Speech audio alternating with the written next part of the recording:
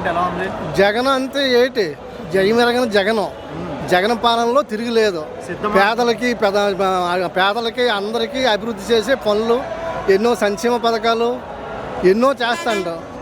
ముసలోళ్ళకి ఇల్లంట తెలిపేసి తండ్రి కొడుకులు చూడని వాళ్ళే ముసలోళ్ళకి తెలిపేసి పెన్షన్లు ఇస్తాడు, రైతు భరోసాలు ఇస్తాడు, స్కూల్ పిల్లలు చదివించుకోలేని వాళ్ళకి స్కూళ్ళు చదివిస్తాడు, ఇల్లు లేనివాడికి ఇల్లు కట్టేసి ఇస్తాడు. అతని పాలన ఇంకా అడగడానికి ఏటుంది, ఎంతైనా చేస్తాడు. సొంత చెల్లెలే షర్మిల వేరే పార్టీలో జాయిన్ అయ్యి కాంగ్రెస్ ఆవిడికి కొద్దిగా మెంటలు ఈ మధ్యన రేజ్ అయ్యింది.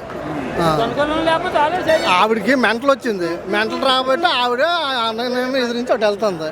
అంతేగాని ఆవిడ చేసింది ఏంటి? మొన్నటి వరకు తెలంగాణ వెళ్ళింది. తెలంగాణలో ఏడు చేసింది, పార్టీ పెడతామన్నది, తని దోసినారు, ఇక్కడ వెళ్తారు తిరుగుతుంది. అంతే, షర్మిలలో నేటు ఉంది. ఏదైనా మళ్ళీ నెక్స్ట్ వచ్చే ఎలక్షన్లో ముఖ్యమంత్రిగా జగనే రావాలంట. మళ్ళీ నెక్స్ట్ 175 రాకపోయినా 125 సీట్లు గ్యారంటీకి వస్తాయి. మళ్ళీ జగనే గెలుస్తాడు.